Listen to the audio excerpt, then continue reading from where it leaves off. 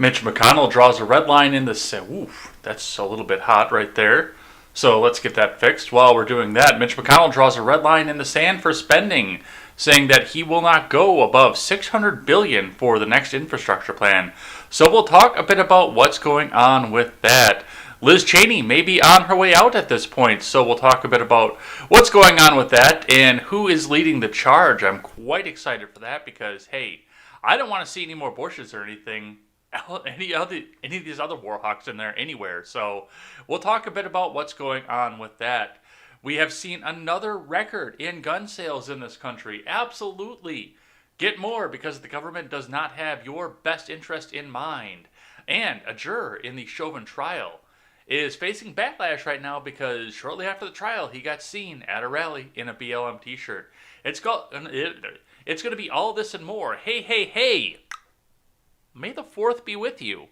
I'm Jay Edgar, and this is Contemporary.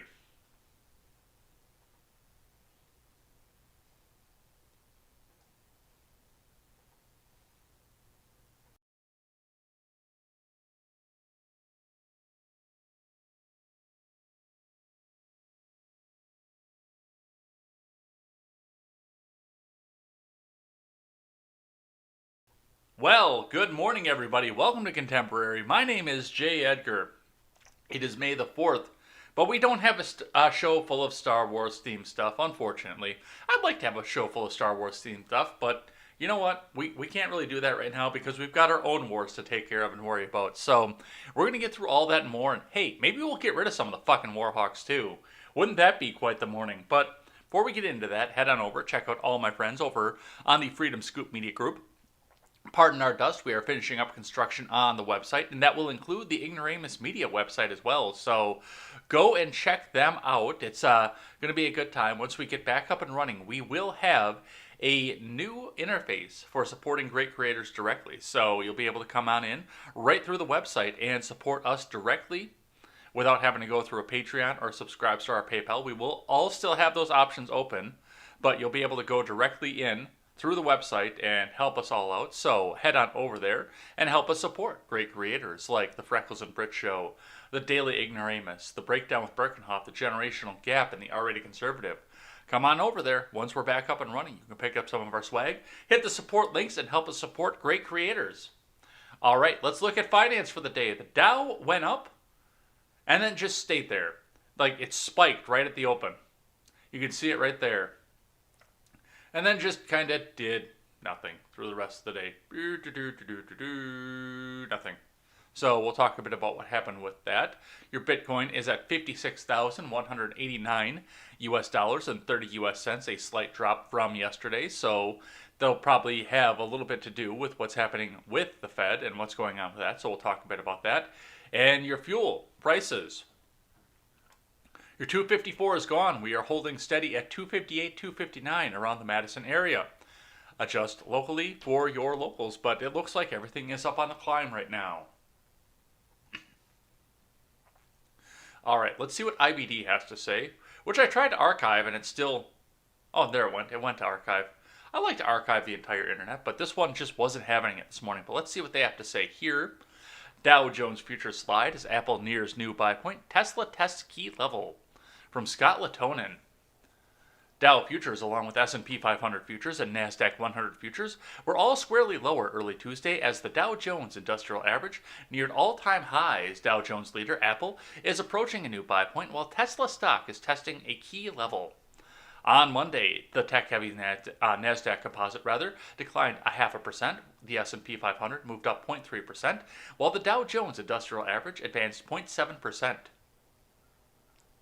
Among the leaders, Apple rose almost 1% Monday, while Microsoft declined 0.1% in today's market. Goldman Sachs is trading just off a new buy point. Tesla skidded 3.5% Monday, giving back a large part of Friday's 4.8% advance. The EV giant is testing a key support level. Among the top stocks to buy and watch, Lam Research, Nvidia, and PayPal are in or near buy zones. Lam Research, Microsoft, and Nvidia are IBD leaderboard stocks. Apple and Goldman Sachs were featured in this week's Stocks Near a Buy Zone column. Yeah, they really want to hold up Goldman Sachs because that's who's paying all these people. So go get your Goldman Sachs. They need you. They want you. Please help them. Ahead of the open on Tuesday, the Dow Jones futures declined 0.3% versus fair value, while the S&P 500 futures dropped 0.4%. Nasdaq 100 futures lost 0.8% versus fair value. Remember, trading in Dow futures and elsewhere doesn't necessarily translate into actual trading in the next regular stock market session. Among the exchange-traded funds, the Innovator IBD 50 traded up 0.6% on Monday. Nasdaq 100 tracker Invesco QQQ Trust ETF lost 0.5%. Meanwhile, the SPDR S&P 500 ETF rose 0.2%. So, a lot of stuff kind of just sitting still. We're waiting to see what Jerome Powell has to say. Let's see what CNBC has to say on the same topic. Dow climbs more than 200 points on the first trading day of May. Retail stocks lead gains from Yoon Lee and Maggie Fitzgerald. U.S. stocks climbed on Monday on the first trading day of May as shares tied to the economic reopening rallied on relaxed pandemic restrictions.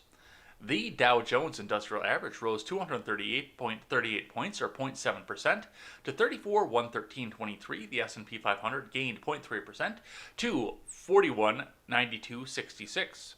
The Nasdaq Composite fell 0.5% to 13,895.12. However, after big tech stocks pulled back following a strong month. Bets on the economic reopening led the market advance, especially retailers. Royal Caribbean and American Airlines rose more than 1% each. Gap rallied more than 7%. Dillard's rose nearly 10%, while Macy's jumped 8%. Urban Outfitters and Kohl's both gained more than 5%. So it looks like people are buying their work clothes, getting ready to go back to the office for the first time, and God even knows how long at this point. The rally in these stocks came after the New York Governor, Andrew Cuomo, announced that most capacity restrictions will be lifted across New York, New Jersey, and Connecticut, while 24-hour subway service will resume in New York City later this month.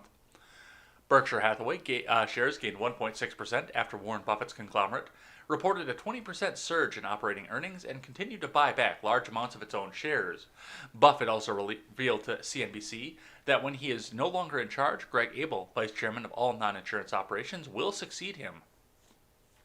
Shares of Verizon rose 0.2% after the telecom giant said it will sell its media group to private equity firm Apollo Global Management for $5 billion. The sale allows Verizon to offload properties from the former internet empires of AOL and Yahoo. Despite Friday's weakness in equities, the S&P 500 notched its third straight month of gains in April, adding more than 5% to the index as investors bet on a big economic profit and recovery from the pandemic. And once again, a lot of this is not coming from our current White House as much as the mainstream media wants you to believe that it is. There is some confidence coming off this because progressives aren't going to go back out and burn down businesses that, or at least the news isn't going to report that the progressives are going to go out and burn down businesses. But for the most part, the House Plant in Chief hasn't done anything yet, so most of the actual policy that's coming up out of the White House is still policy from the previous guy. So a lot of people are going to come out and say, hooray, we saved the economy by electing Joe Biden. Well, we haven't. This is still Trump's economy. As much as they keep on, complained about the fact that, oh, well, it was Bush's economy, it was this, it was that. At this point, first quarter, it's still Trump's economy. So we'll see what's happening with that. And people are getting ready to go back out and buy all those preppy clothes and go back and be the man and go back to work. And we'll see some pushback from this, but looks like the futures are down again. All right, let's get into the big news of the morning. Starting with Insider. Mitch McConnell draws a red line at $600 billion for infrastructure and jobs and says Trump tax cuts are off limits. From Joseph Zabalos-Roig. Senate Minority Leader Mitch McConnell on Monday drew a red line for the infrastructure and jobs plan at $600 billion, less than a fifth of the $4 trillion of spending plans that President Biden has unveiled. We're open to doing roughly $600 billion of infrastructure, which deals with what all of us agree is infrastructure, and talk about how to pay for that in any way other than reopening the 2017 tax reform bill, he said at a press conference in Louisville, Kentucky. The Senate's top Republican flatly rejected going above $600 billion. If it's going to be about infrastructure, let's make it about infrastructure, he said. I don't think there will be any Republican support, none, zero, for the $4.1 trillion grab bag, which has infrastructure in it, but a whole lot of other stuff, McConnell said. He also ruled out adjusting President Trump's tax law, a measure Biden wants to roll back to pay for his plans.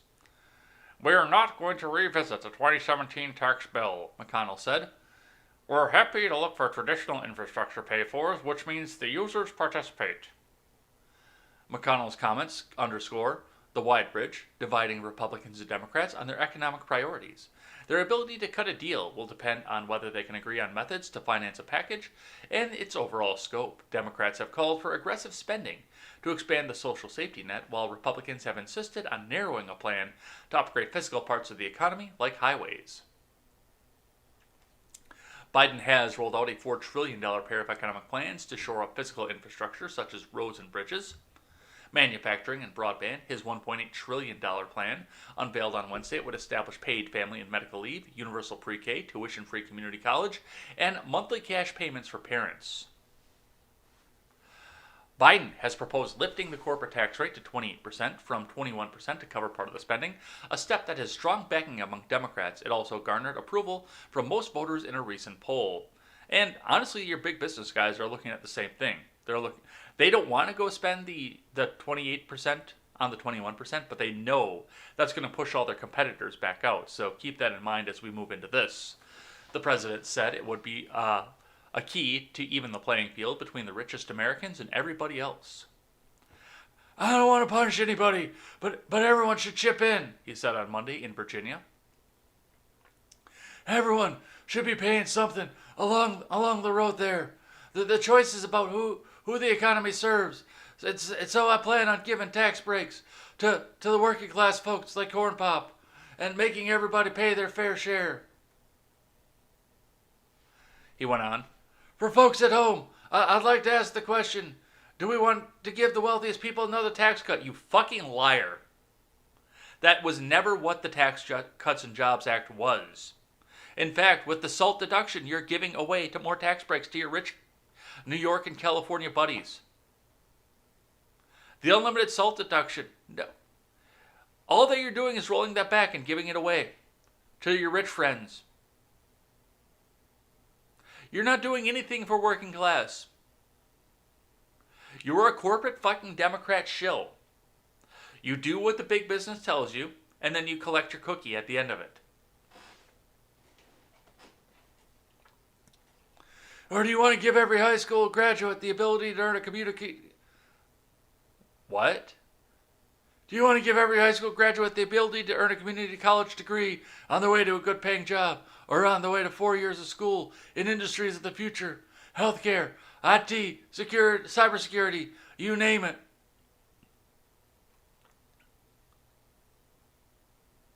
What? I mean, let's step away from the fact that you're trying to expand K through 12 schooling to, well, pre-K through 14 schooling, pre-K through 16 schooling. But, dude, what? You first come back talking about tax breaks for the middle class, and now you're talking about giving away more free fucking shit.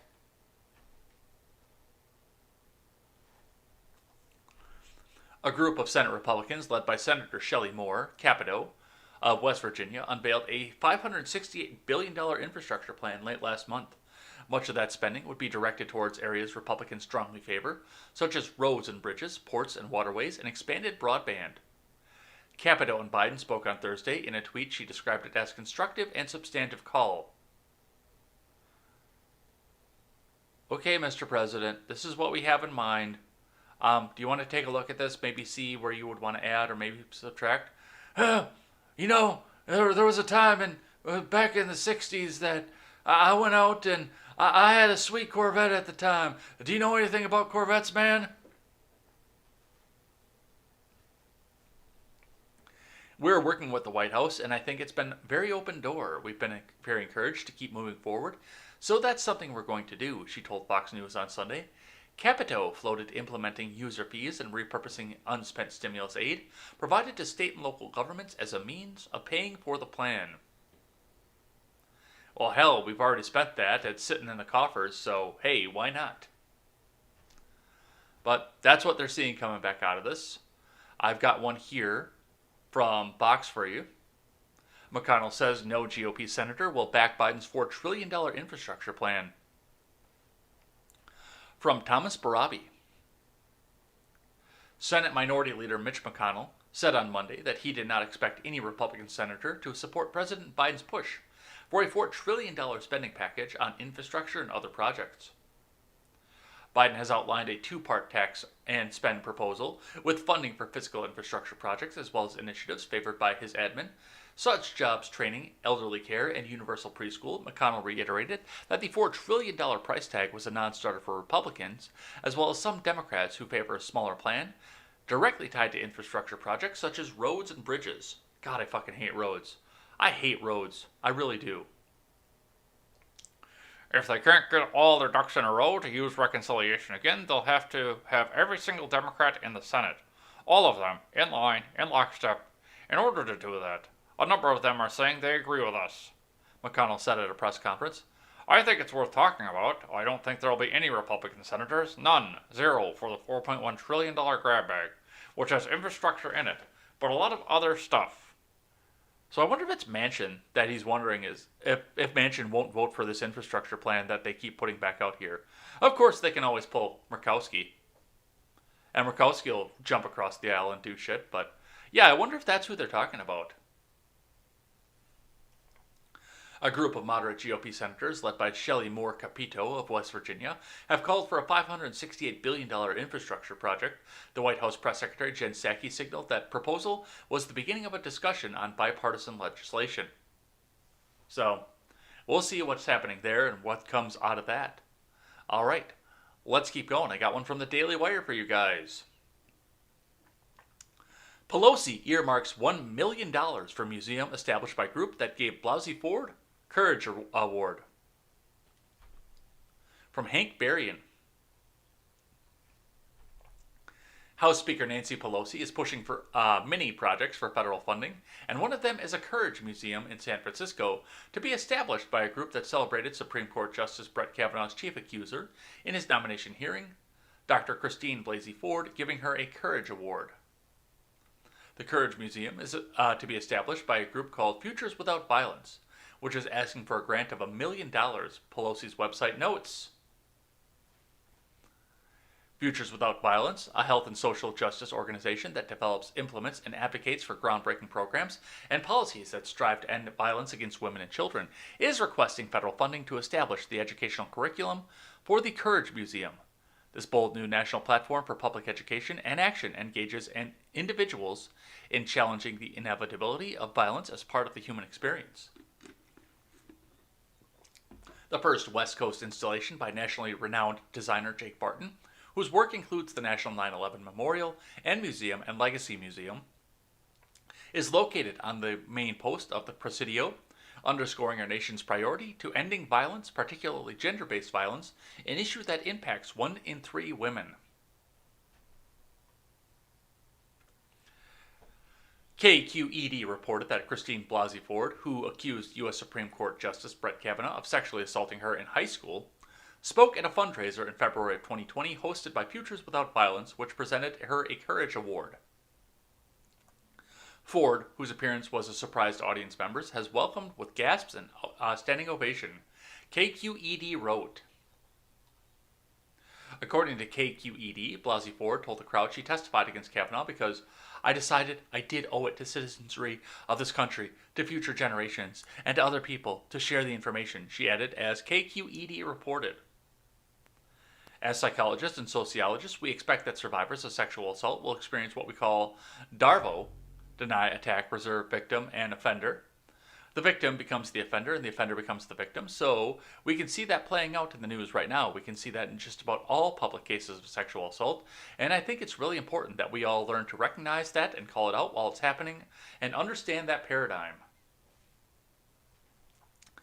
Futures Without Violence spoke at the event at the Courage Museum, which they intended to open on San Francisco's Presidio in 2021, saying it would be designed to stimulate a world in which violence is not an inevitable part of the human experience.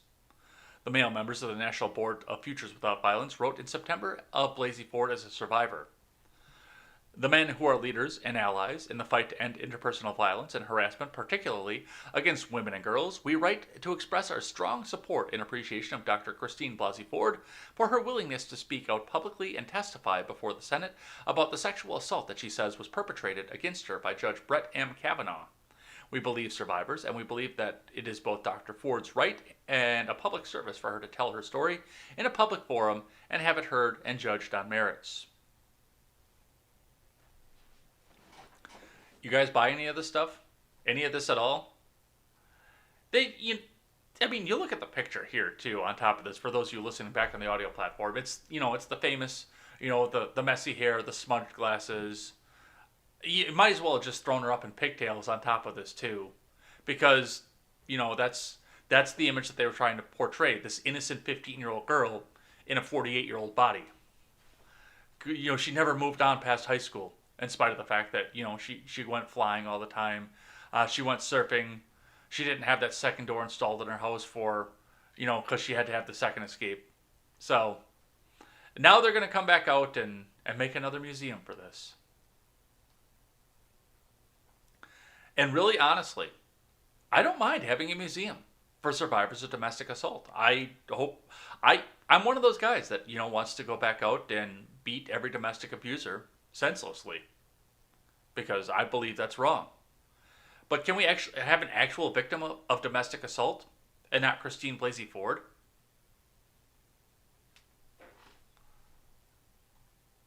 I don't know. Let's go on and let's move on with this. From ABC 17. This came to me via the Discord from Midget B over there. If you see the Discord link that keeps popping up in the chat there, you can go head on over there, and if you want to add articles to the show, I take audience suggestions, and I love doing audience suggestions because I want to do what's important to you guys. But from ABC 17, Biden team may partner with private firms to monitor extremist chatter online. This comes from CNN News Source. Doesn't look like I have a author proper given. The Biden admin is considering using outside firms to track extremist chatter by Americans online, an effort that would expand the government's ability to gather intelligence, but could draw criticism over surveillance of U.S. citizens. The Department of Homeland Security is limited on how it can monitor citizens online without justification and is banned from activities like assuming false identities to gain access to private messaging apps used by extremist groups such as the Proud Boys or the Oath Keepers. What about BLM? What about Antifa? Oh no, those aren't extremist groups. They're just an idea. Can you already see where this has problems with the Fourth fucking Amendment? Which is why they're going with private companies to do it, of course. Instead, federal authorities can only browse through unprotected information on social media, sites like Twitter and Facebook, and other open online platforms.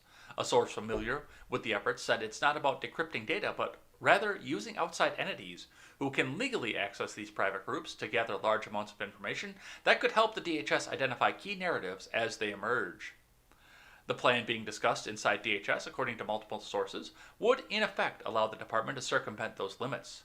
In response to CNN's story, DHS said it is partnering with private firms to surveil suspected domestic terrorists online, and it's blatantly false to suggest that the department is using outside firms to circumvent its legal limits. Well, you can yell blatantly false all you want.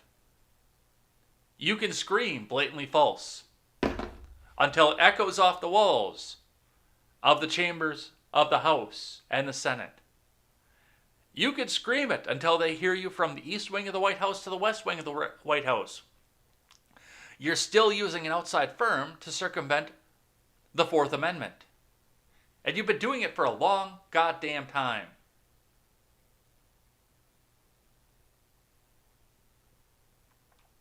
I mean, we look at, it's the same thing with Twitter. Fucking twatter and fuckbook. Even with some of the shit that's happening with DLive right now on YouTube. No, you, as the government, can't go back and quash dissenting voices. But you can get Facebook to do it. You can get Twitter to fucking do it. You can get YouTube to do it. And DLive, to an extent. So don't sit back there and tell me that it's blatantly false that you're using outside groups to circumvent one amendment when you've been doing it with a different amendment for years and years and years.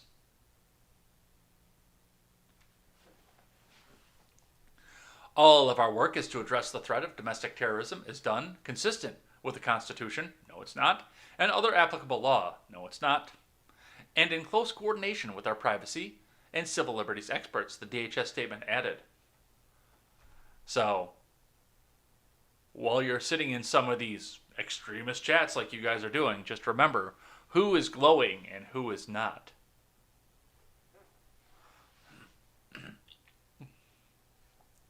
But the department has considered partnering with research firms who have more visibility in this space, though it has not done so to this point.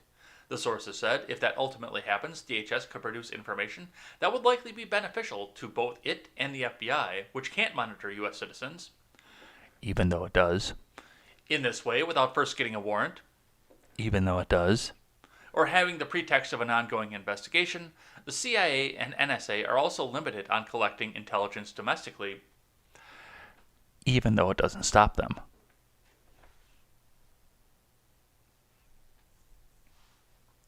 It would, however, include empowering a unit at DHS that's already under fierce scrutiny for its bungled handling of the Portland Summer of Love riots last summer, an episode that included collecting intelligence reports on journalists and unmasking private citizens, according to a source familiar with a recent internal report on the matter.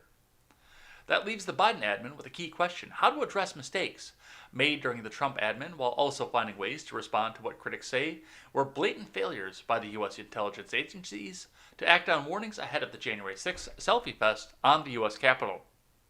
And that's what it comes down to. This is your new 9/11, and this is your new Patriot Act right here. That's exactly what this is. This is your new Patriot Act. This is the new way that they're going to collect bulk data. And, oh, hey, we just happen to notice that you were talking about the fact that you hate the government.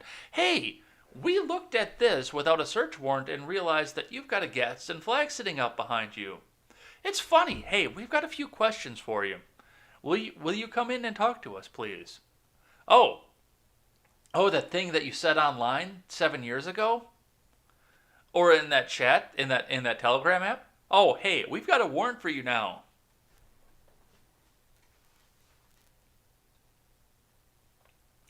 So watch for that.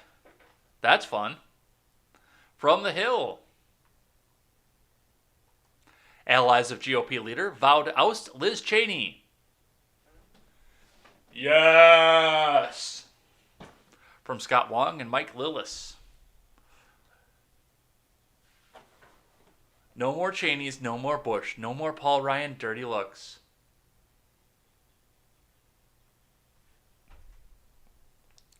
Top allies of House Minority Leader Kevin McCarthy are vowing to oust Representative Liz Cheney.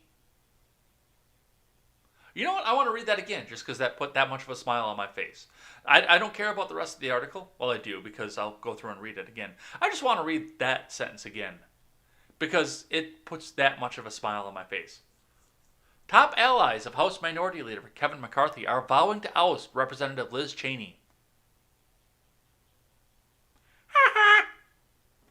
One of the hardest critics of former President Trump in either party from her leadership post by the end of the month. They argue that the number 3 Republican has repeatedly contradicted McCarthy and his team, undermining the party's message and its efforts to take back the House majority in next year's midterm elections. There's no way that Liz will be conference chair by month's end, one key McCarthy ally told The Hill on Monday. When there's a vote, it won't be a long conference. It'll be very fast. Everyone knows the outcome. The development suggests it's not just members of the conservative House Freedom Caucus who are pushing to get rid of Cheney. Senior lawmakers in the 154-member Republican Study Committee, the largest GOP caucus on Capitol Hill, have been openly critical of Cheney and are now trying to orchestrate her removal. This is a broad range of lawmakers who have had it with her, said a second McCarthy ally. She's a liability. And McCarthy's as fed up as the rest of us that she is focused on the past rather than winning back the House. Cheney, the GOP conference chairwoman, who is tasked with overseeing party messaging, has defended her against-the-grain approach, saying she's simply trying to tug the party away from its veneration of a single figure and back to its pre-Trump policy ideals. All right. She's a Cheney, so she doesn't want it to go down the path of venerating and focusing on a single figure who isn't a Bush, and instead go back to its ideals of, we need the oil, so we need to bomb the brown kids in fucking Syria to get the fucking oil. That is one thing. And I mean, even though he wasn't able to end the wars abroad as much as he said that he was going to, and that's a point of contention that comes between my co-host and myself, one of the good things that Don did, one of the very few things that Don did that was really good in office, was he made the anti-war sentiment fashionable among everyday walk-of-life Republicans. And now we've got this fucking war pig sitting up here hoping and praying that we can get ourselves back in the war because Big fucking Daddy Dick wants to be back over there because he needs to orchestrate that. Hey, there might be WMDs over there.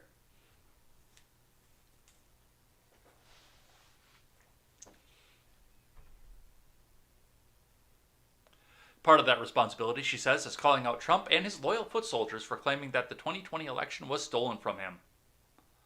The 2020 presidential election was not stolen.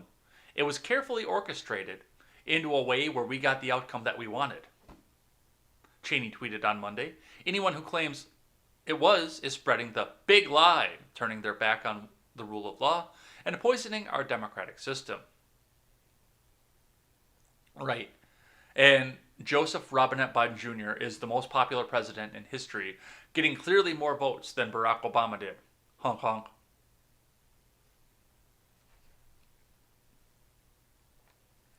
Cheney's tweet was in response to a news statement from Trump, who has clung to the narrative that the election was rigged against him, despite the mountain of evidence to the contrary.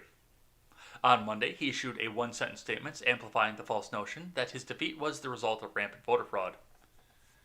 The fraudulent presidential election of 2020 will be, from this day forth, known as the big lie. Okay? You know what the lie is? It's the biggest lie. And I am in real estate, okay? So I know what big lies are.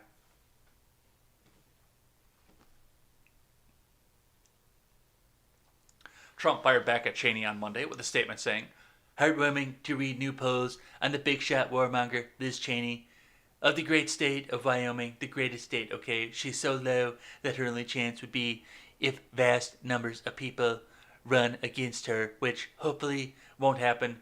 They never liked her much. But I say she'll never run in a Wyoming election again, okay? The worst and the best state, okay? Love Wyoming. I love Wyoming, okay? So, you know what? I want to read that opening sentence one more time. Top allies of the House Minority Leader Kevin McCarthy are vowing to oust Representative Liz Cheney.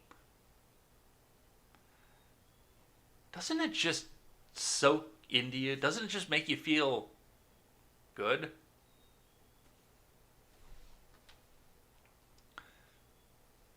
Quest, I disavow that, by the way. I see what you're saying over there. I fully disavow that. That's Susan bait right there. All right, from CNN. Cheney, what Trump did is a line that cannot be crossed. From Jamie Gangel and Michael Warren. Wyoming Representative Liz Cheney, the number 3 House Republican, said on Monday her party cannot accept the poison of the idea that the 2020 election was stolen and should not whitewash the January 6th Capitol selfie fest and Donald Trump's role in fomenting it. We cannot embrace the notion that the election is stolen. It's a poison in the bloodstream of our democracy, Cheney said, speaking behind closed doors at a conference in Sea Island, Georgia. We can't whitewash what happened on January 6th or perpetuate Trump's big lie. It's a threat to democracy. What he did on January 6th is a line that cannot be crossed. Cheney made her comments confirmed to CNN by two people in the room during an off-the-record interview, which somehow wound up on the record, with former House Speaker Paul Ryan, who's another miserable fucking neocon warhawk, before a crowd of donors and scholars at the annual retreat for the American Enterprise Institute, a conservative think tank. Cheney also called the Constitution our shield and said a peaceful transfer of power must be defended. The comments in Georgia followed a tweet she sent earlier in the day. The 2020 presidential election was not stolen, Cheney tweeted. Anyone who claims it was is spreading the big lie, turning their back on the rule of law, and poisoning our democratic system. That's right, honk honk. The honkler presidency. President Houseplant-in-Chief, who is the most popular president in the history of this nation. So, that's what we have there. And of course it had to be Paul Ryan. Because of anybody else in the world, it had to be Paul Ryan. Paul Ryan, who was a good representative, I will give him that, up until he got the speakership. And then he decided that he wanted to be in the big fucking warmongers club too. And when it turned out that the president of the United States didn't want to be in the fucking warmongers club, he said, fuck it, I'm out. Bye. And he gave us that miserable cuck Brian Style who doesn't know his ass from a hole in the ground. Yes, I live in Ryan's old district. I have for most of my adult life.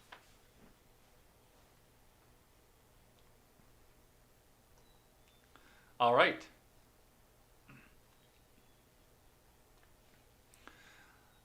And another person that we should never hear from again. Bush. If Republican Party stands for white Anglo-Saxon Protestantism, then it's not going to win anything. Ha ha ha ha ha. You miserable fucking cuck. From Marina Petovsky. Former President George W. Bush said in a recent interview that if Republican Party stands for exclusivity and white Anglo-Saxon Protestantism, then it's not going to win anything. You fucking hypocrite. You. Yes, you. Stand still, laddie. Asked during an interview on the Dispatch podcast last week about Republicans who have touted Anglo-Saxon traditions being put into law, Bush responded that the idea of kind of saying that you can only be a Republican if, then the ultimate extension of that is it ends up being a one-person party.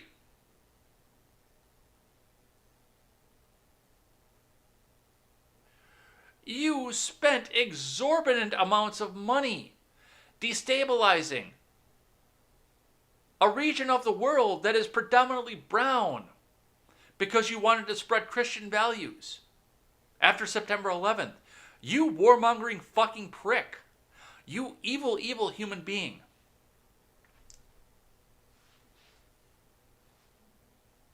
I know this, that if the Republican Party stands for exclusivity, you know, it used to be country clubs. Now it's white Anglo-Saxon Protestantism. Then it's not going to win anything, Bush added. Yeah, Marjorie Taylor Greene is a fucking plant. And that poison pill that she put up last month just proves it at this point. And now we got fucking W coming out and, you know, doing his big whole, I'm going to be the face of the party again. You ready? Because I'm going to pull the strings on whoever's coming in here. We're going back to that Middle East.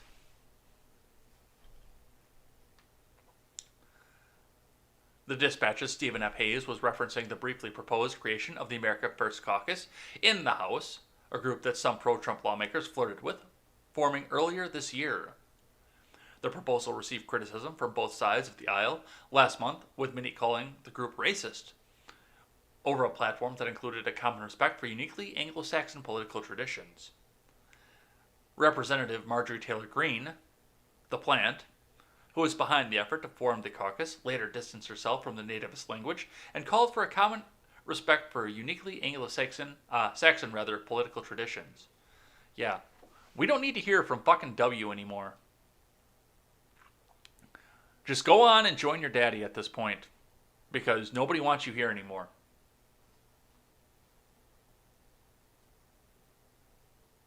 All right. Well, after having to listen to W for an entire article and more fucking hawk Liz Cheney, let's talk about some good news from WBAP News Talk out of Texas. FBI record gun buying hits 16th consecutive month.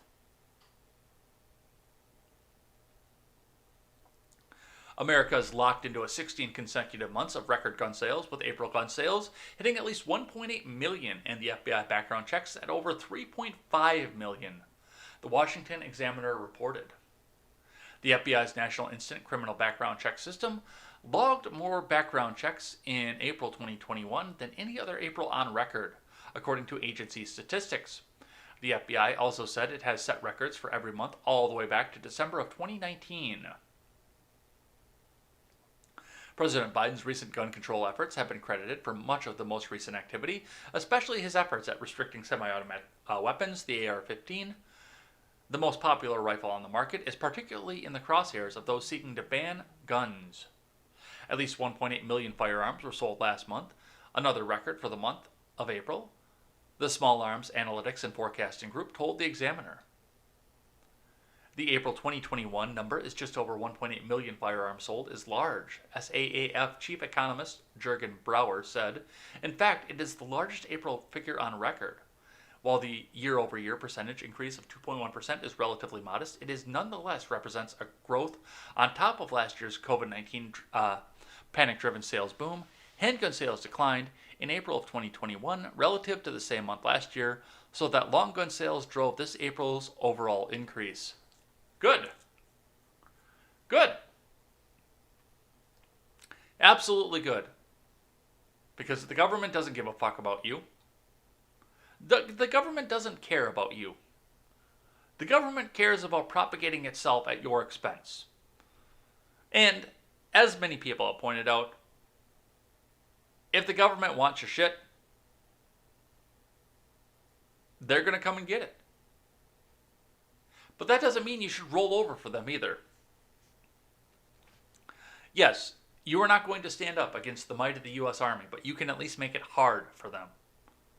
If they want your shit, make them pull out the big equipment, not the guy in the fucking Explorer with a 40 cal on his side. Make them bring big artillery if they want your shit.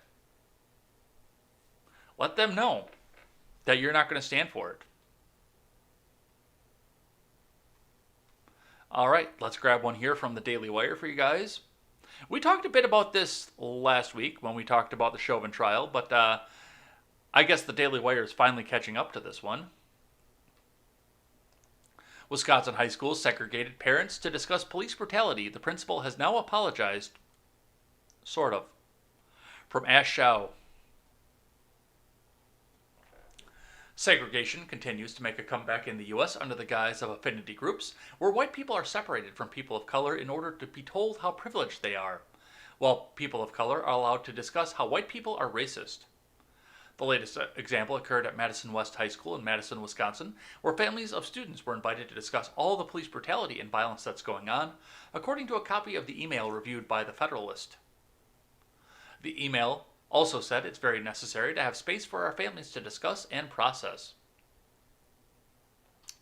The email provided 2 separate links for Zoom meetings, one for parents of color and one for white parents, the Federalist reported. In response to the email, Wisconsin Institute for Law and Liberty sent a letter to Madison Metro School District Superintendent Carlton Jenkins about the harms of segregation.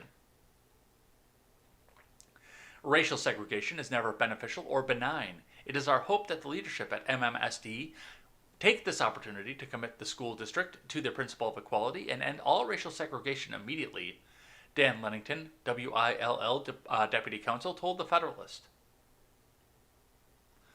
Following the letter, West High School Principal Karen Boren issued an apology of sorts, telling the Wisconsin State Journal, "The email did not convey our intention in a manner that supports our core values," adding that the wording in the communication we sent lacked clarity. Really? I saw the communication and it was pretty fucking clear. Zoom link for white parents, Zoom link for parents of color.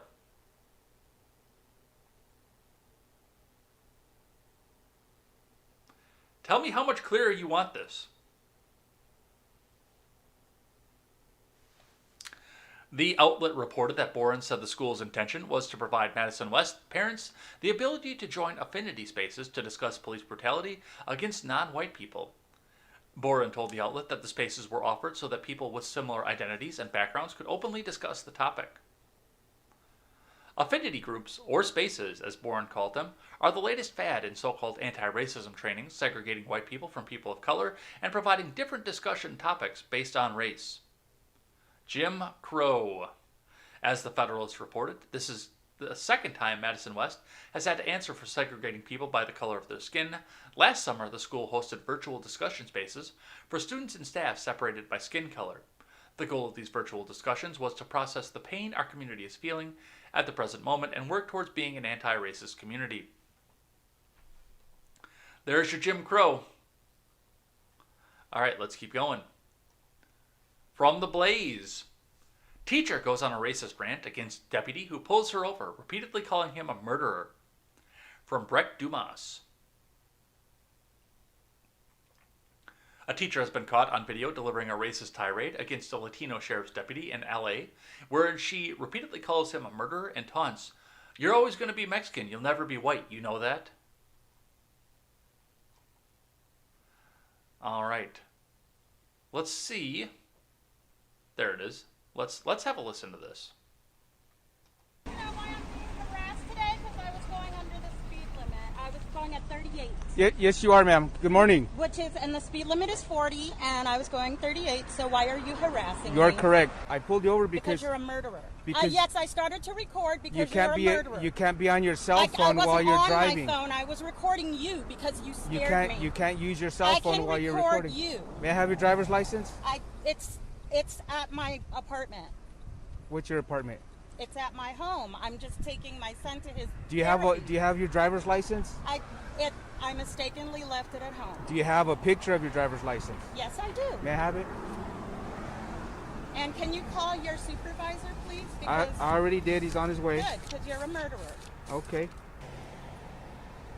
And so you're giving me a cell phone ticket?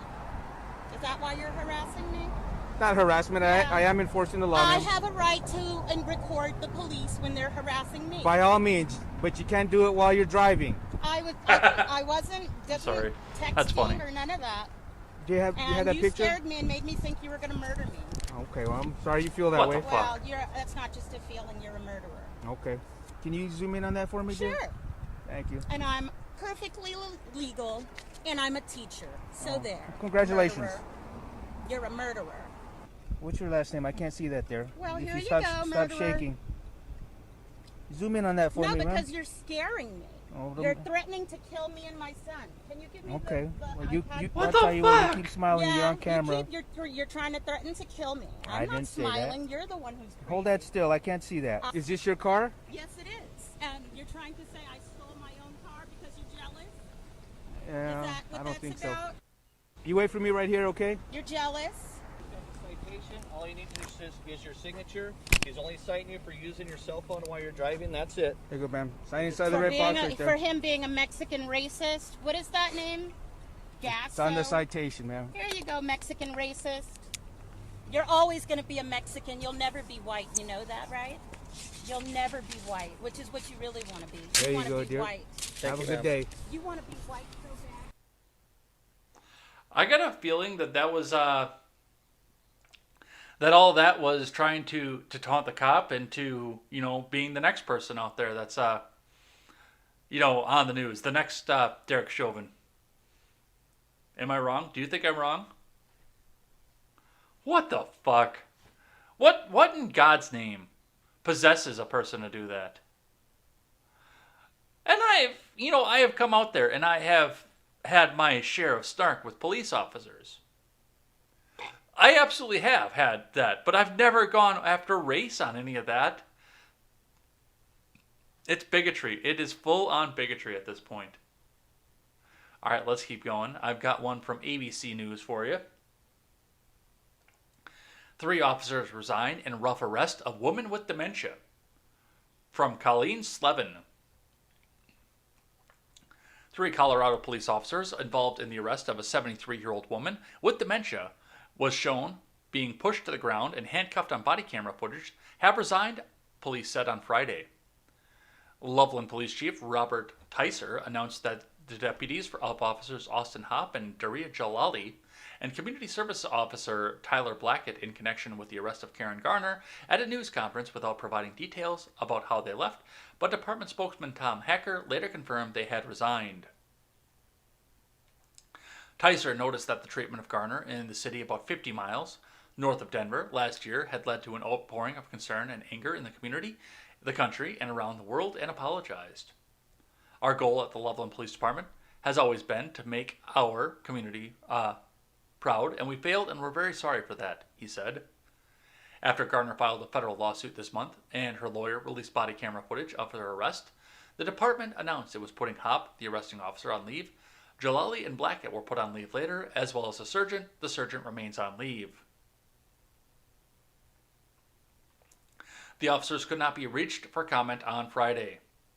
So, we go right from a story of a good cop who took a large amount of verbal abuse, in spite of the fact that, everything else that's going on with this. He was using a victimless law, which should be repealed, by the way, to write a ticket that's going to generate revenue for the state of California. But he still kept his head up about this.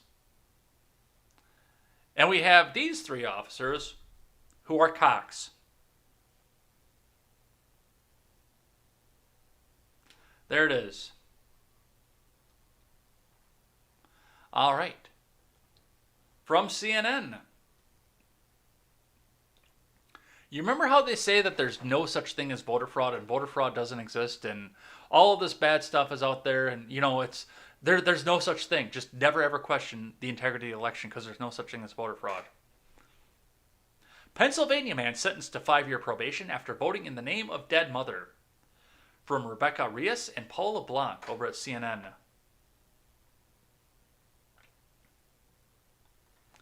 A Pennsylvania man has been sentenced to 5 years of probation after pleading guilty to casting a vote in the name of his deceased mother in an effort to re-elect then-President Trump, according to court records and Delaware County District Attorney Jack Stolzheimer's office. Bruce Bartman, 70, received the sentence on Friday after entering a guilty plea on 2 counts of perjury and 1 count of unlawful voting. Bartman will also lose his right to vote for 4 years, pursuant to Pennsylvania statute. Should be longer, I'm sorry. If you did something like that, it should be longer. The DA's office said in a news release. Voter records show that Bartman used Pennsylvania's online voter registration portal to register both his late mother, Elizabeth Bartman, and his deceased mother-in-law, Elizabeth Wyman, who died in 2019 illegally registering both as Republican voters, the DA's office said. Bartman then requested, filled out, and sent in the absentee ballot for his deceased mother for the 2020 general election. Bartman's attorney, Samuel Stratton, told CNN that his client regrets that decision. Yeah, I'm sure he does. How many more of these happened? How many more of these went through the court system and said, oh, you know what? No. There's nothing to see here. Stratton and Bartman had explained to the court that because of the coronavirus pandemic, he had been isolated at home and was misled by propaganda and statements that were made about voter fraud.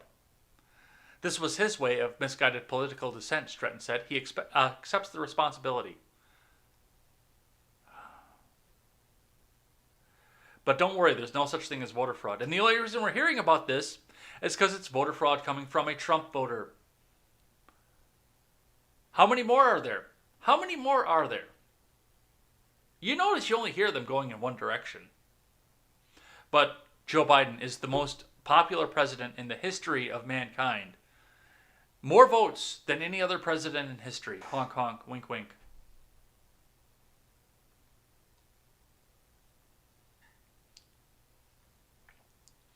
All right. From NBC, Clarence Thomas is in the news. Justice Clarence Thomas says ex-West Point cadet should be able to sue over alleged rape. From Pete Williams. The Supreme Court declined on Monday to hear the appeal of former West Point cadet who said that she was raped at the academy, but Justice Clarence Thomas said the court should have taken the case to correct decades of injustices.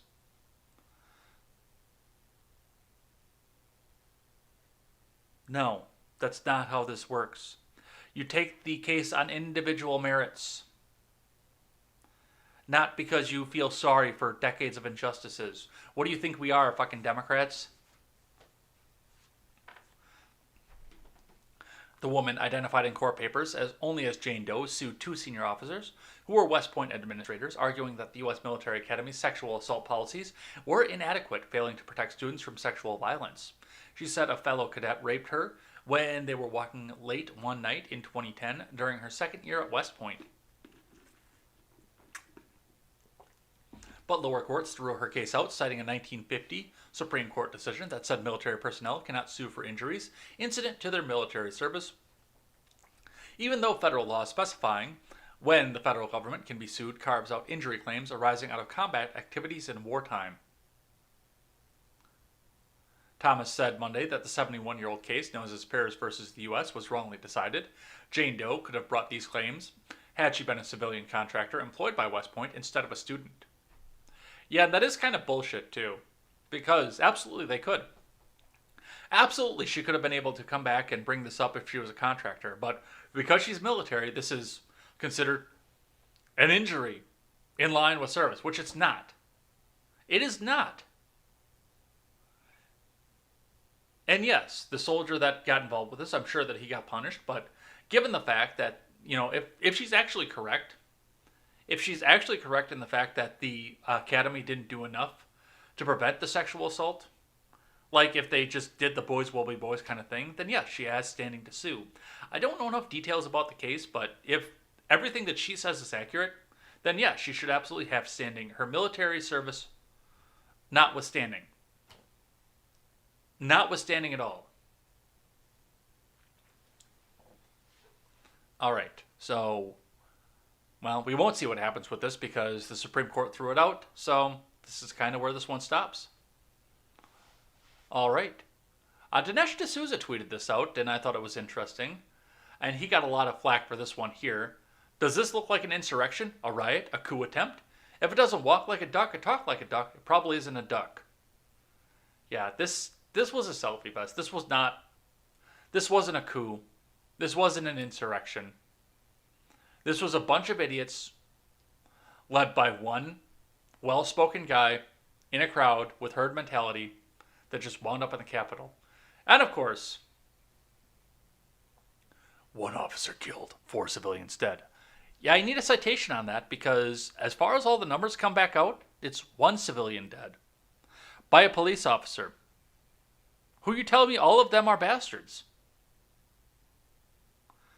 All of which done to overturn a legitimate election and install an autocratic ruler. No, it wasn't. It was a bunch of people redressing their grievances to the U.S. This was not an insurrection. They keep trying to come out and say it is because then they're going to pass another security measure against you. And we will, just like we said in the beginning, have another Patriot Act because of this. Thank you fucking Liz Cheney for that shit. But there was no voter fraud either. President Biden is the most popular president in history, honk. Wink, wink. From the New York Post, the subways are open again. New York City subways to resume 24/7 service after a year of nightly COVID-19 closures. From David Meyer. New York City subways will resume 24/7 around-the-clock operations on May 17th. Governor Andrew Cuomo announced on Monday, almost a year to the day after he ordered nightly shutdowns to facilitate COVID-19 cleaning. Today is a milestone for New York State and a moment of transition, Cuomo said, while also announcing the imminent end of the most capacity restrictions across the region. If you reopen economic and social activity, you also have to have, okay? So we're going to coordinate the MTA's resumption of 24-hour service with the reopening.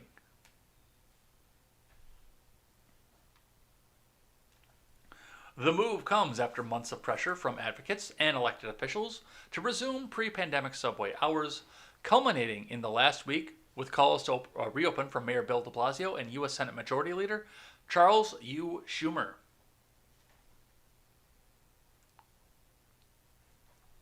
The city that never sleeps has a name that we have to live up to. I'm sorry, that's a Schumer voice. The city that never sleeps has a name that we all have to live up to everywhere, including within our subway service, Schumer said during an appearance on Manhattan on Sunday. Cuomo announced the policy on April 30th, 2020, with the goal of clearing the trains and stations of homeless people and other stragglers, which he and the MTA officials said was necessary to deep clean and disinfect amid the commie-fucking-coof pandemic. So, yep, they're back up for 24/7 operation. What is it? What did Fry call the subway in Futurama when they went to the ancient New York exhibit? Oh, this is a mobile apartment with no rent.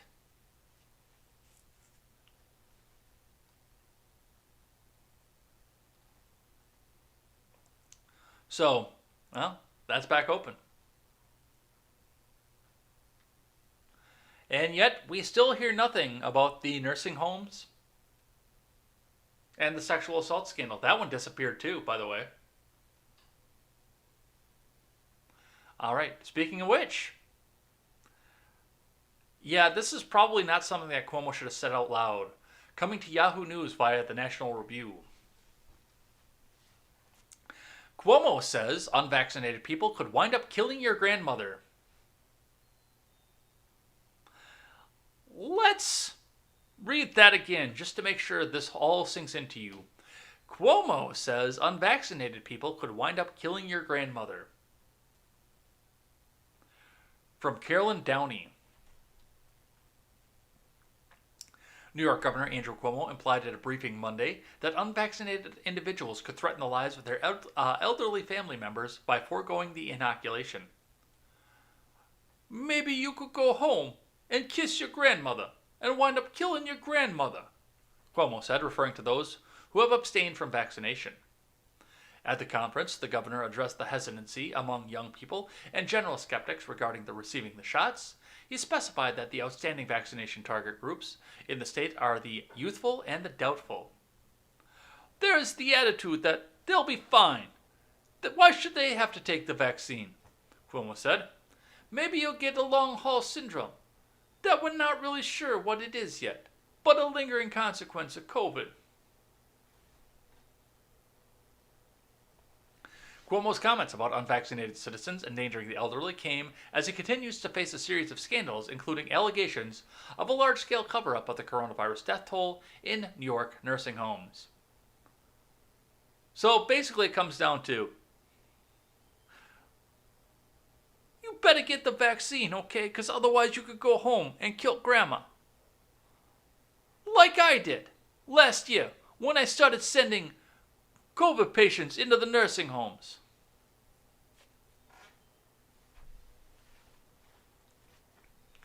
Yeah, I can't believe he got away with saying that. And nobody called his ass on it. Here's one for you guys. Speaking of people who are obsessed with vaccination, Bill Gates and Melinda Gates are splitting up after 27 years. From Jordan Novitt. Bill Gates, co-founder and former CEO of Microsoft, and his wife Melinda French Gates, said on Twitter on Monday that they will split up after 27 years. The two will keep working together on philanthropic efforts, which have addressed education, gender equality, and healthcare. After a great deal of thought and a lot of work in our relationship, we have made the decision to end our marriage, Bill and Melinda Gates wrote in a statement that Bill Gates tweeted out. Over the last 27 years, we raised 3 incredible children and built a foundation that works all over the world to enable people to lead healthy, productive lives. We continue to share a belief that the mission will continue our work together and the foundation, but we will no longer believe we can grow together as a couple in this next phase in our lives. We ask for space and privacy for our family as we begin to navigate our new life.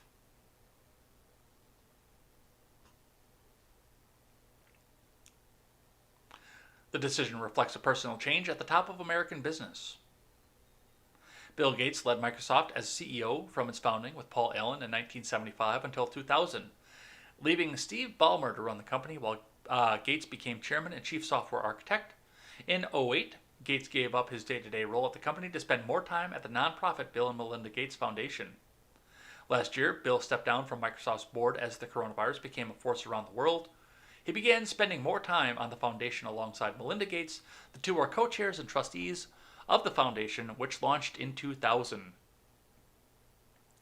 Bill and Melinda both worked at Microsoft. She had been a general manager at the software company, where she worked on products such as the Encarta Encyclopedia, according to her LinkedIn profile. The two met at a dinner for Microsoft employees in '87. It took him quite a few months before he asked me out, Melinda Gates later said. Bill had weighed the pros and cons on a blackboard, and in 1994 the couple were married in Hawaii. And now they're splitting up. Maybe it's just because he can't get hard for her anymore. He can just get hard for the vaccine. Who knows? All right, but interestingly enough, from the New York Post, Bill and Melinda Gates don't have a prenup, court docs reportedly reveal. So she's rich. Melinda Gates was the one to file divorce from Bill Gates, and the billionaire philanthropist couple apparently did not have a prenup, court documents reveal. Melinda, 56, wrote that the marriage was irretrievably broken when providing a reason for the divorce, according to the filing obtained by TMZ. The document filed on Monday in King County Superior Court in Seattle notes that the pair has a separation agreement but not a prenup. The separation agreement is usually signed at the end of a marriage that lays out the terms of the split. That contract wasn't included in the divorce filing, but will apparently dictate how the couple will divide up their assets. Well, she's rich. The Gates Foundation fortune is estimated at over $100 billion, so it's perhaps not surprising that Melinda is not requesting spousal support, according to the filing. She and Bill, 65, the co-founder of Microsoft and former richest person in the world, announced on Monday that they would be splitting up after 24 years of marriage and 34 years as a couple. They have 3 adult children, Jennifer, Rory, and Phoebe. So, that's what's happening there. But he still wants you to get your vaccine. All right, from the Washington Post. This came to me from the Discord via Elaine. Right before we went live, I found this. And we archived it up right away because we won't give Washington Post our advertising revenue. Photo of Chauvin juror wearing BLM t-shirt at march raises questions of impartiality, experts say. You don't say. It's almost like this was a mistrial after all. From Paulina Villegas. A photo has surfaced in recent days of a juror in the murder trial of former Minneapolis police officer Derek Chauvin that has prompted questions over his impartiality, legal experts say. The photo, shared by several news sites, shows Brandon Mitchell, a 31-year-old high school basketball coach in Minneapolis, standing next to 2 relatives wearing a BLM t-shirt with a picture of Martin Luther King Jr. with the words, "Get your knees off our necks," as well as a black baseball cap with the letters BLM. On Monday, Mitchell told the Star Tribune that the photo was posted on social media by his uncle in D.C. in August of last year during the commemoration of Martin Luther King's I Have a Dream speech from 1963 in Washington. So this was out there, and yet this person was still allowed to serve on a jury. He defended his attendance, saying it was not a march for George Floyd, according to the Star Tribune. Mitchell, who is black, is one of the 12 jurors who convicted Chauvin of murder and manslaughter in the death of Floyd on April 20th, nearly a year after a viral video of the black man pinned beneath the white officer's knee sparked protests across the country and forced a national reckoning in policing. I have a theory. I know what happened. I know absolutely what happened at this point. You've got a BLM guy that's now seen the faces and knows the names of all the jurors. He knows all these people. He probably couldn't be bothered too hard to find out where they live. They might have even talked about it in the jury box at some point. But now he knows where they all live. He was on the jury. And he informed them that he was going to tell all his BLM buddies about what happened there. And there we are in 10 hours. With guilty on all 3 counts, including 2 that are diametrically opposed to each other.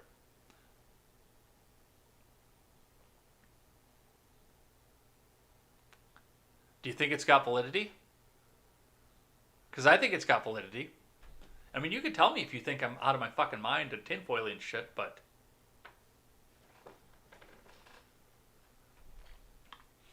From WBAL-TV 11. Let's do some good news, and then we'll head out. We'll do some good news, and then we'll do some Twitter trending and head out of here. Good Samaritan jumps into the bay to rescue infant ejected in Ocean City crash. 7 others injured. From Greg Ng.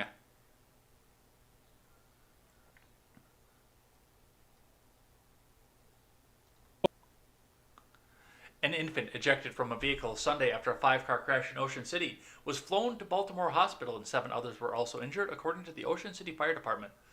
Officials said emergency crews were called at 2:47 p.m. to the Maryland Route 90 bridge for a crash involving a vehicle that was half over the guardrail. Investigators initially declared a mass casualty incident before upgrading it to a rescue response.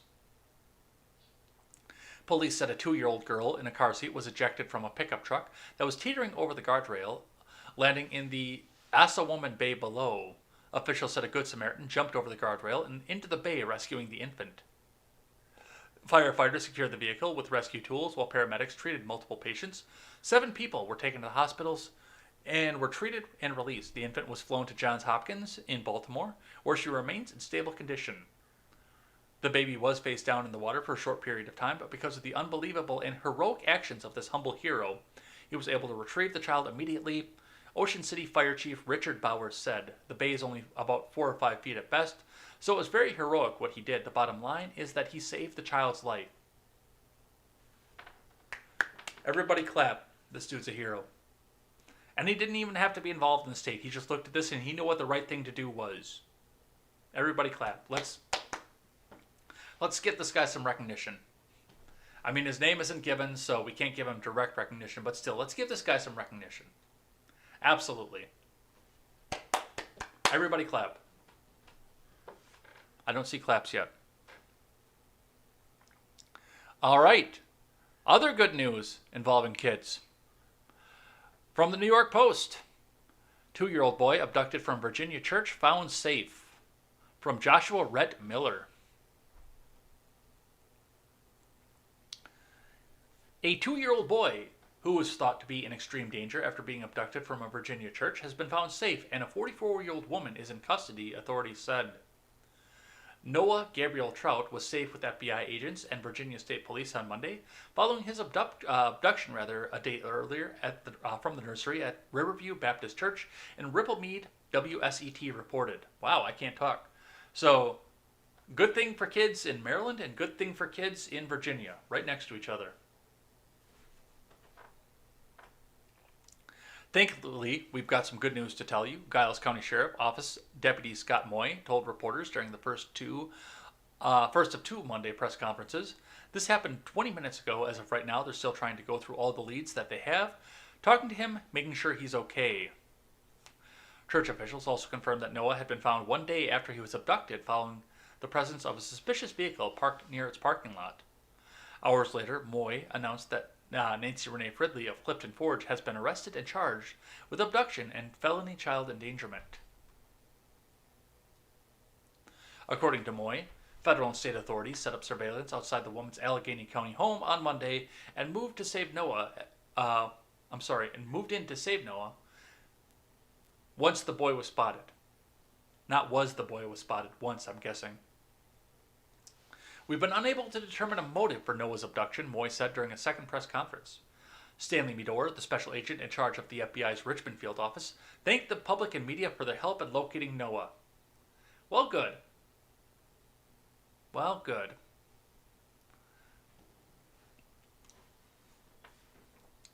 Because kids belong with their parents. They don't belong in the homes of strangers. And I'm very glad that this kid was able to get reunited with his family and be saved. I really am.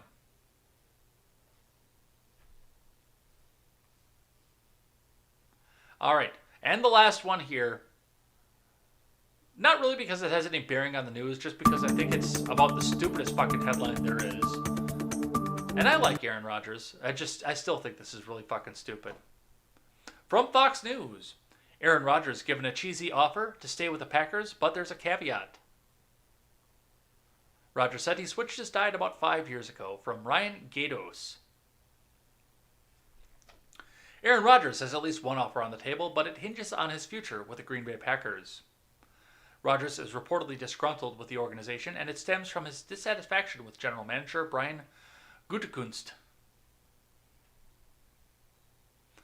One Wisconsin dairy supplier, is hoping the relationship between the two parties can be repaired. As a cooperative, we understand that running a business often requires making difficult decisions to plan for the future. We also believe a little cheese can make any situation better, a letter from the company to Rodgers read. That's why Burnett Dairy Cooperative is ready to make this pledge. As long as Aaron Rodgers remains in Green Bay, we're offering free cheese. And if he retires with the Packers, we will make it a lifetime offer. Aaron, please reach out if interested. Hopefully we can make the situation cheddar. There's only one problem. Rodgers cut dairy from his diet nearly 5 years ago. He told reporters in June of 2016 he had switched to a mostly vegan diet, aside from some red meat and chicken at times. I just wanted to get healthier, he said via ESPN. I've done a lot of research and talked with Adam Corzin, our team nutritionist, and some other friends around the league about how I can extend my career and how I can be and feel healthier. It's unclear whether the dairy supplier would consider a special vegan cheese for the 2020 NFL MVP or free beef. You know, you're on a dairy farm, you've got cattle, probably beef cattle too, so I don't know. I'm kind of over the NFL because they still do their BLM woke fucking shit, but it would be really sad to see Rodgers go. We've had a lot of good time with him. We've had a lot of good seasons with him, but he's also 37 years old. He's the same age as I am.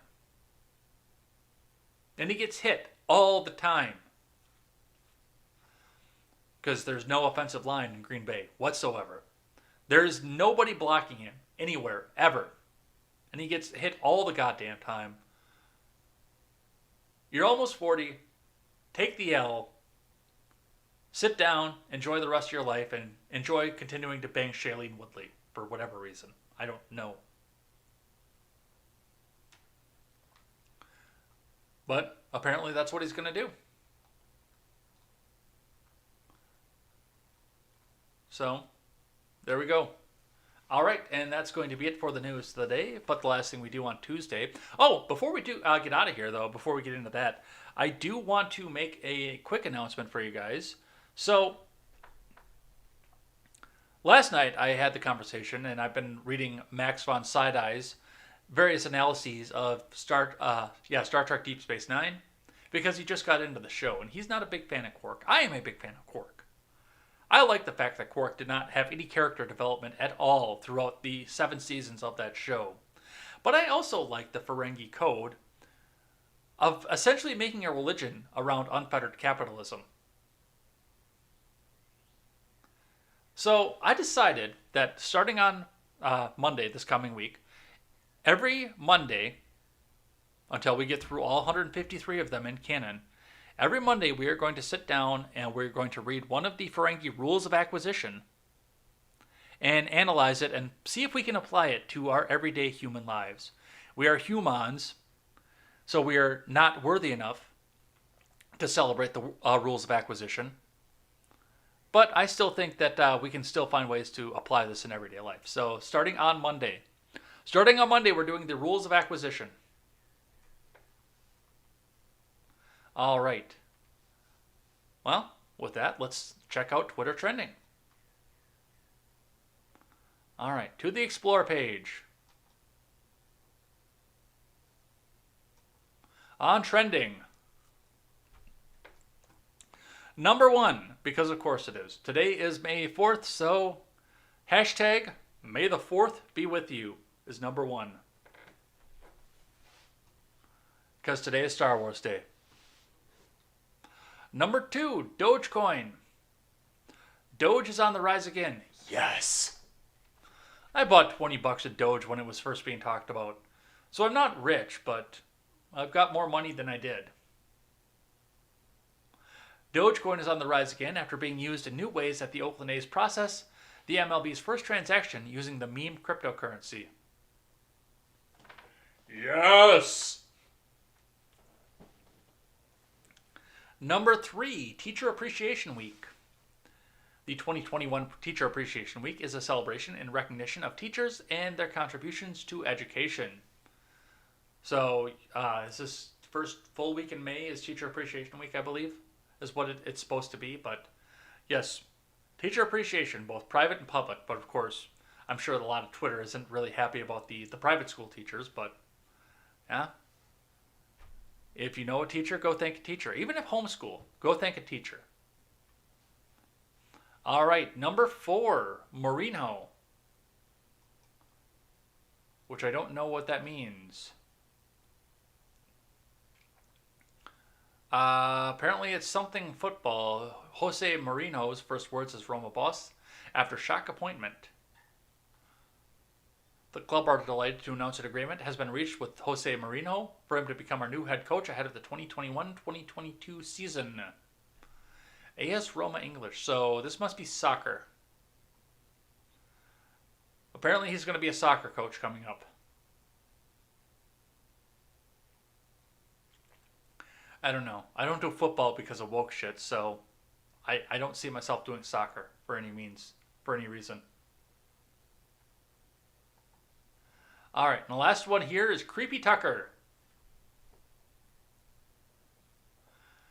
The Creepy Tucker hashtag went viral after the Fox News host sowed yet more doubt about the commie fucking coof shot.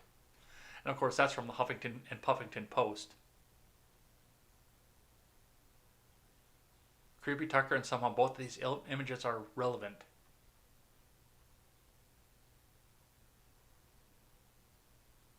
Oh, yes, Midas Touch is involved with this, so of course it is. So this is totally grassroots, and this is Brooklyn Dad Defiant is making this trend again. You know what? I don't really care that much about Tucker. He's my direct competition, first and foremost, so... And I don't really care for Fox News. I know a lot of people love Tucker Carlson. I never cared for Tucker Carlson. If anything, from the Fox network, I like Kennedy. Of anybody over there, but even there, we have some problems with that. But yeah, Tucker is out here, and he doesn't like the vaccine, and I don't like the vaccine, so he and I are on the same side of this. But yeah, they have to come back out and try to make him famous again. So there you go. There's your Creepy Tucker. Those are our 5 top trends on Twitter for Tuesday, May the 4th, and we're going to head out of here for the day. So put some music on, we'll switch up the scene, and let's go.